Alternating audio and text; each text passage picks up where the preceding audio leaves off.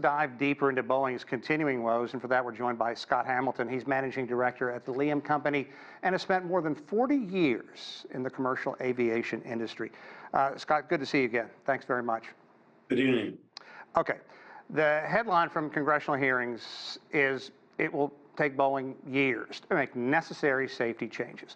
What exactly does the company need to do, and why has the FAA seemingly given the company, clearly fraught with safety and management problems, such independence to take care of these safety issues on their own? Well, neither question is a simple answer. I'll tackle the second one first. The FAA, like other federal agencies such as the Food and Drug Administration, and there are others, do assign oversight to the companies that they regulate because simply these government agencies don't have the number of staff necessary or necessarily with the expertise to do oversight. And the company oversight reports into the regulatory agency. Now, why does that happen? Very simply, Congress does not give the agency the money that they need to do these things.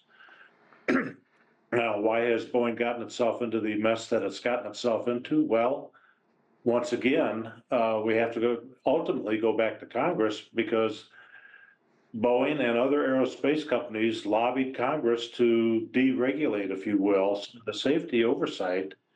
And Congress gave that authority to Boeing to do so, and other aerospace companies, to be fair.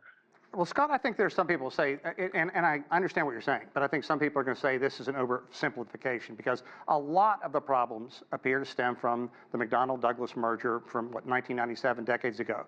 Boeing went from designing and building amazing aircraft, being the gold standard, to a company that was simply driven by profits.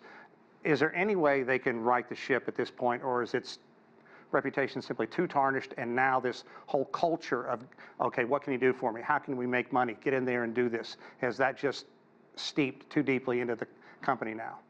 It's going to take years for Boeing to turn itself around. After all, it took since the 1997 merger to today for the company to implode.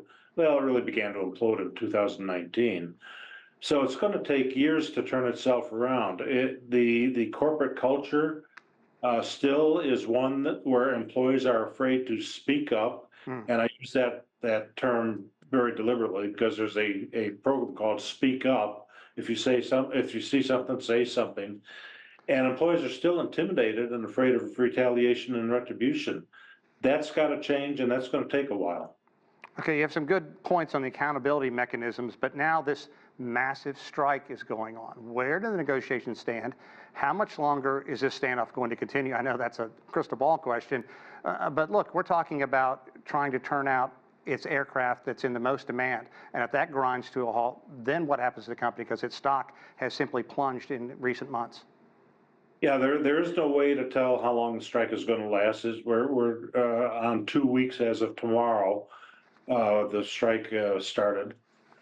The offer that Boeing made on Monday, the best and final offer, again, it actually did more to anger the membership because Boeing completely bypassed the negotiating team, and nothing gets people more angry than disrespect, and Boeing disrespected the team. Now, the longer the strike goes on, obviously, the more financial damagers to Boeing, which was in a precarious financial condition to begin with. Okay.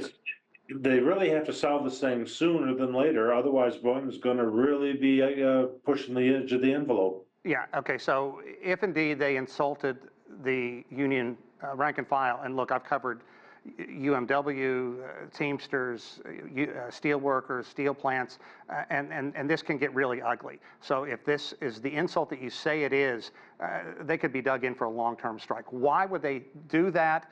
Are their hands tied, and where do you see this going? Well, I have no idea why Boeing made this bonehead move to bypass the IAM's negotiating committee. That they haven't explained their rationale on that. It was just a dumb move. The way they get out of this is to sweeten the offer even more. I know they called it the best and final offer. Well, it's never the best and final offer until you have an agreement. Yeah, that's a good point. Okay, let's talk about its space program. The Starliner returned safely to Earth. without the 2 astronauts that are still up on the ISS, and this only after a litany of problems. And the head of that division just resigned. So is this as bad as it all appears for that arm of the company? Yeah, Boeing Defense is actually, as in my view, every bit as bad a shape as the Boeing commercial airplanes. Boeing commercial gets all the headlines because, of course, you drop an airliner and you kill a lot of people at one time.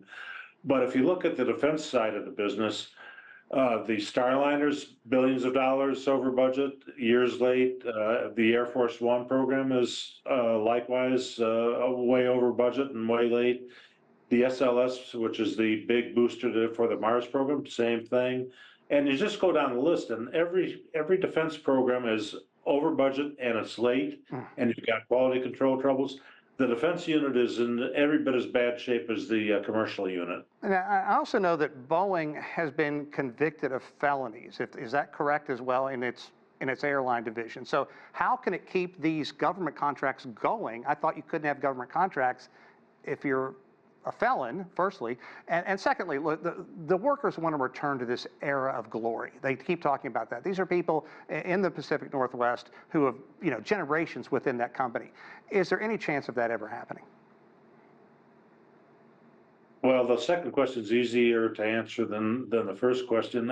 The answer is that Boeing can return to glory, but again, that's going to take, I think, at least a decade to turn that Boeing commercial around. Now, as far as why does Boeing Defense keep government contracts? Well, because Boeing is, I think, the 3rd largest defense contractor.